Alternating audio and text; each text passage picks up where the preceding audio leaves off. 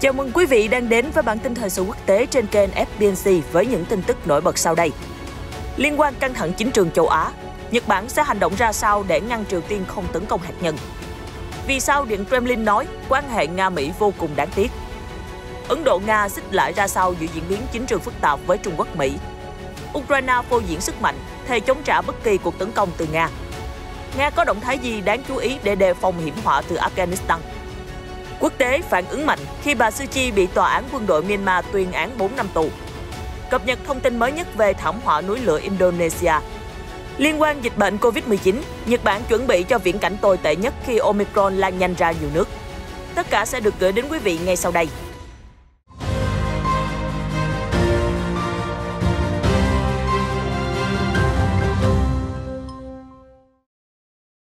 Thủ tướng Fumio Kishida gần đây đã bật đèn xanh cho lực lượng phòng vệ Nhật Bản có thể tấn công vào các căn cứ của kẻ thù. Sự thay đổi bước ngoặt này đến từ những lo ngại do Trung Quốc và Triều Tiên ra sức tăng cường sức mạnh quân sự. Tokyo cáo buộc các hành động đó là đe dọa an ninh và hòa bình khu vực. Theo Nikkei, trong nội bộ chính phủ Nhật đang có nhiều lời kêu gọi trang bị cho lực lượng phòng vệ các khí tài quân sự cần thiết để tấn công vào các căn cứ thù địch nếu cần thiết. Đây không phải là một chuyện quá xa vời dựa trên ký ức của Triều Tiên từng tấn công Hàn Quốc cách đây 11 năm. Ngày 23 tháng 11 năm 2010, đảo Yeongbyon, miền Tây Bắc Hàn Quốc đã bị tấn công bằng 170 đạn pháo và rocket. Vụ việc xảy ra trong hơn 1 giờ, khiến 2 binh sĩ và 2 công nhân xây dựng Hàn Quốc thiệt mạng, nhiều người khác bị thương, nhà cửa và cánh rừng cháy ngùn ngụt. Lực lượng Hàn Quốc phản ứng vào 13 phút sau khi đòn tấn công bắt đầu, mặc dù họ phóng khoảng 80 đạn pháo và rocket để đáp trả, nhưng 3 trong số 6 khẩu pháo tự hành trên đảo không hoạt động được, số còn lại không thể đánh trúng mục tiêu ở Triều Tiên. Tổng thống Hàn Quốc khi đó là ông Lee Myung-bak thề sẽ phải bắt Triều Tiên trả giá. Thế nhưng khi trả lời báo chí vào lúc rời nhiệm sở, ông nói quân đội ngần ngại làm theo lệnh oanh kích trả đũa, lo sợ gây leo thang căng thẳng trên bán đảo Triều Tiên. Washington cũng không sốt sắng ủng hộ Seoul để tránh một cuộc xung đột toàn diện với Bình Nhưỡng. Ký ức đó vẫn là nỗi niềm cay đắng của Hàn Quốc trong mối quan hệ với Mỹ và là một vết xe đổ và Nhật Bản không muốn dẫm lên. 11 năm trôi qua, Nhật Bản hiện đang ngày càng tỏ ra cứng rắn hơn với Triều Tiên lẫn Trung Quốc. Bên cạnh củng cố lá chắn tên lửa phòng thủ, Tokyo còn cân nhắc phát triển năng lực tấn công để răn đe và làm nản ý định oanh kích từ Triều Tiên. Với dàn tên lửa mạnh hơn, Nhật Bản sẽ có thêm nhiều sự lựa chọn trong tình huống nguy cấp, không bị động ngay cả khi Mỹ chần chừ can thiệp và giúp đỡ. 11 năm kể từ vụ oanh kích đảo Yeongbyon, mối quan hệ của Triều Tiên và Trung Quốc ngày càng nồng ấm hơn, trong khi Mỹ-Trung căng thẳng chất chồng. Điều đó khiến an ninh khu vực trở nên bất ổn và khó đoán. Tuy nhiên, Nhật Bản có rất nhiều việc làm nếu muốn răn đe hiệu quả Triều Tiên. Năng lực của Nhật Bản phải vượt khỏi chuyện tấn công phòng thủ bệ phóng tên lửa hay kho vũ khí của Triều Tiên. Tokyo còn phải nghiên cứu để vô hiệu hóa hệ thống chỉ huy và kiểm soát của Bình Nhưỡng. Điều này đòi hỏi thu thập và phân tích thông tin tình báo chính xác về hàng loạt cơ sở tên lửa bí mật trên khắp Triều Tiên và những binh đoàn vận hành chúng. Chỉ dữ liệu vệ tinh là không đủ, mà còn phải bao gồm khả năng nghe trộm, cài cắm gián điệp và nhiều chuyên môn khác. Chi phí cho công tác tình báo như vậy không hề nhỏ. Một cựu sĩ quan lực lượng phòng vệ Nhật Bản cho rằng đòn tấn công của Nhật phải đủ sức xóa sổ năng lực tên lửa của Triều Tiên để kẻ địch từ bỏ giai đoạn 2 của vụ oanh kích. Còn nếu Nhật Bản phản công thất bại và Triều Tiên tiến hành oanh kích giai đoạn 2, các chuyên gia quân sự dự đoán họ sẽ dùng tên lửa đạn pháo đạo hạt nhân, khiến cho hàng triệu người ở thành phố thiệt mạng. Kịch bản tàn khốc này khiến cho Tokyo càng quyết tâm có được năng lực răn đe mạnh mẽ, khiến cho Bình Nhưỡng từ bỏ ý định tấn công ngay từ ban đầu. Trước thềm lãnh đạo Mỹ-Nga thảo luận về Ukraine và nhiều vấn đề căng thẳng khác trong cuộc đối thoại cấp cao, Điện Kremlin vào hôm thứ Hai đã mô tả mối quan hệ hai nước là vô cùng đáng tiếc. Quan chức Mỹ từ tháng trước đã liên tục bày tỏ lo ngại về Nga điều hàng trăm ngàn binh sĩ áp sát biên giới Ukraine và cảnh báo về một cuộc xâm lược. Tuy nhiên, Moscow cho rằng sự sợ hãi này là không có căn cứ. Phát ngôn viên Điện Kremlin Dmitry Peskov nói rằng Nga cần NATO phải ký thỏa thuận không tăng cường hoạt động quân sự, gây đe dọa an ninh của xứ sở Bạch Dương. Vấn đề này chắc chắn được bàn bạc trong cuộc đối thoại giữa Tổng thống Nga Vladimir Putin và người đồng cấp Mỹ Joe Biden. Ông Peskov nói thêm, hai nhà lãnh đạo sẽ đánh giá những đồng thuận mà họ thống nhất trong thượng đỉnh ở Geneva đang được tiến hành thực tế như thế nào, những điều gì cần nỗ lực để cải thiện nhiều hơn. Dĩ nhiên, cuộc gặp cũng nhằm thúc đẩy quan hệ song phương, vốn ở trong tình trạng vô cùng đáng tiếc. Chính trường thế giới đã có nhiều bước chuyển, nhưng tình hữu nghị Ấn-Nga vẫn trước sau như một. Thủ tướng Narendra Modi cho biết, hôm thứ Hai trong cuộc họp thượng đỉnh với Tổng thống Vladimir Putin, hai vị lãnh đạo đã có cuộc hội đàm tại Hội nghị thượng đỉnh thường niên Ấn Độ-Nga lần thứ 21 diễn ra tại thủ đô New Delhi vào ngày 6 tháng 12. Đây là chuyến thăm nước ngoài lần thứ hai của Tổng thống Putin kể từ khi đại dịch bùng phát. Trong bài phát biểu của mình, ông Putin cho biết, Nga coi Ấn Độ là một cường quốc thân thiện và là đối tác truyền thống, mối quan hệ giữa hai bên đang phát triển và hướng tới tương lai. Tại cuộc hội đàm, các nhà lãnh đạo đã thảo luận về các diễn biến khu vực và toàn cầu, bao gồm sự phục hồi kinh tế toàn cầu sau đại dịch và tình hình Afghanistan. Hai bên cam kết đảm bảo quốc gia Nam Á này sẽ không trở thành nơi trú ẩn của các nhóm tội phạm cực đoan. Đáng chú ý, nhân chuyến thăm Ấn Độ của Tổng thống Putin, New Delhi xác nhận rằng việc chuyển giao các hệ thống phòng thủ tên lửa S-400 của Nga đang diễn ra theo kế hoạch. Việc này diễn ra bất chấp áp lực từ Washington, vốn đã thông qua luật vào năm 2017, khiến bất kỳ ai mua hệ thống vũ khí của Nga đều có khả năng bị Mỹ trừng phạt. Ngoài ra, hai nước đã tổ chức cuộc họp cấp Bộ trưởng 2+2 đầu tiên, trong đó Bộ trưởng Quốc phòng Rajat Sai cho biết Ấn Độ đã phải đối mặt với sự xâm lược vô cớ ở biên giới phía Bắc trong hơn một năm qua. Theo một quan chức quốc phòng, hai nước đã gia hạn thỏa thuận hợp tác kỹ thuật quân sự thêm 10 năm nữa, đồng thời đã ký hợp đồng sản xuất hơn 600.000 khẩu súng trường tấn công AK-203. Ấn Độ trước chỉ mới thiết lập cơ chế đối thoại ngoại giao, quốc phòng 2+2 với Mỹ, Nhật Bản và Úc, ba nước còn lại trong bộ tứ kim cương. Theo giới phân tích, Ấn Độ không thể để Nga xích lại gần hơn với Trung Quốc hay Pakistan, hai nước láng giềng mà Ấn Độ có mối quan hệ vẫn còn căng thẳng. Trong khi đó, mối quan hệ Mỹ-Ấn Độ đã phần nào tác động đến quan hệ New Delhi-Moscow. Nga đặc biệt để ý điều này khi mối quan hệ của Moscow và Washington đã xấu đi trong những năm gần đây. Căng thẳng giữa Mỹ và Trung Quốc cũng đẩy Bắc Kinh đến gần hơn Moscow. Nhưng điều gây phức tạp là trong thời gian qua, Ấn Độ và Trung Quốc cũng đã có nhiều căng thẳng, đặc biệt là đụng độ ở biên giới.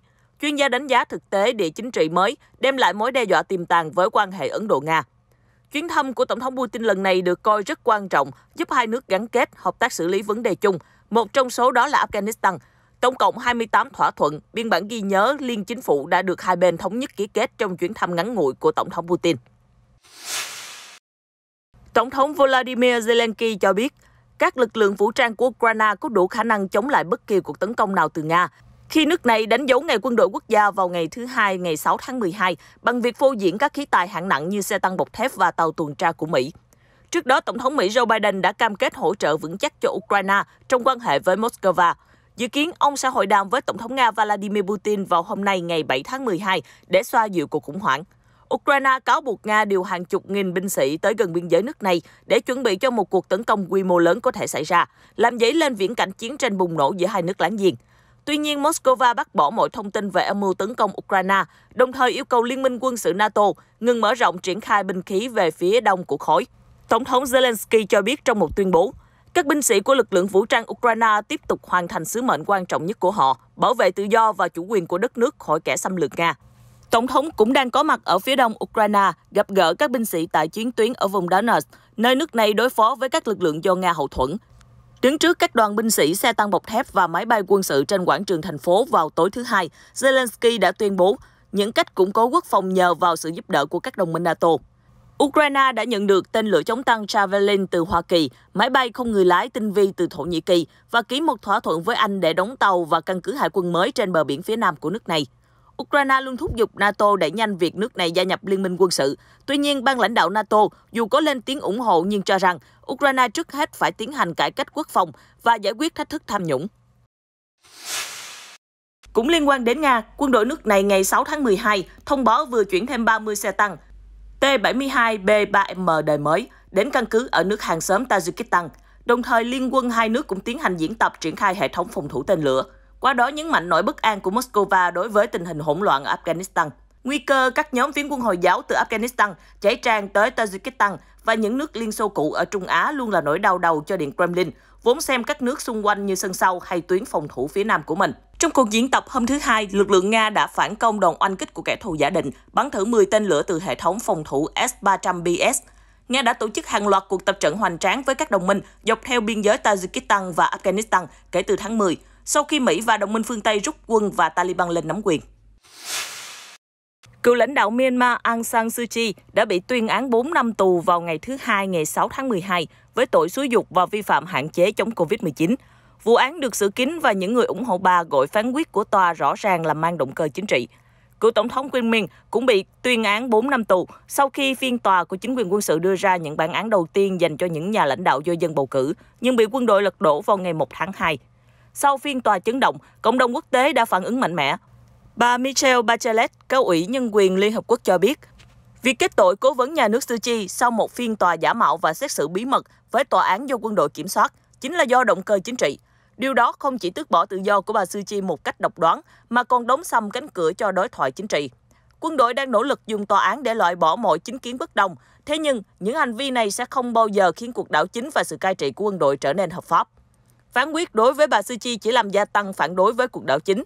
Nó gây hại cho nỗ lực đối thoại và tìm kiếm lối thoát hòa bình giữa cuộc khủng hoảng này. Trong khi đó, bác sĩ Sasa, phát ngôn viên chính phủ tự xưng Thống nhất Quốc gia cho biết, hôm nay là một ngày ô nhục cho pháp luật và công lý của Myanmar. Chính quyền quân sự tàn bạo vào hôm nay đã chứng minh rằng họ đặt bản thân lên trên luật pháp. Ngoại trưởng Anh Liz Truss cho biết, bản án đối với bà Suu Kyi là một nỗ lực đáng ghê tởm khác của chế độ quân sự Myanmar để đàn áp ý kiến đối lập, bóp nghẹt tự do và dân chủ. Vương quốc Anh kêu gọi chế độ này hãy phóng thích những tù nhân chính trị, tham gia vào đối thoại và cho phép tái thiết lập dân chủ. Việc giam giữ tùy tiện những chính trị gia dân cử chỉ làm tăng nguy cơ xảy ra bất ổn nghiêm trọng hơn. Quan chức ngoại giao hàng đầu Liên minh châu Âu, ông Josep Borrell cho biết, chúng tôi nhắc lại lời kêu gọi khẩn thiết về thả tự do ngay lập tức và vô điều kiện cho tất cả tù nhân chính trị, cũng như cho tất cả mọi người bị bắt giữ tùy tiện kể từ vụ đảo chính. Phát ngôn viên Bộ Ngoại giao Trung Quốc Triệu Lập Kiên nói trong cuộc họp báo thường kỳ, là nước láng giềng thân thiện với Myanmar, Trung Quốc chân thành hy vọng tất cả các bên Myanmar sẽ giải quyết các vấn đề dựa trên hiến pháp và pháp luật, cần tiếp tục thúc đẩy tiến trình chuyển giao dân chủ đầy khó khăn theo cách phù hợp và hoàn cảnh đất nước Myanmar. Aung San Suu Kyi, 76 tuổi, là con gái của người anh hùng Myanmar, dành cả cuộc đời đấu tranh cho nền dân chủ đất nước, từng đoạt giải Nobel Hòa bình. Nay bà vướng vòng lao lý, chịu gông cùm dưới sự thống trị tàn khốc của quân đội, nhiều phiên tòa khác sẽ còn mở ra và e rằng các bản án dồn dập sẽ đày ải bà suốt nhiều năm trong bóng tối ngục tù.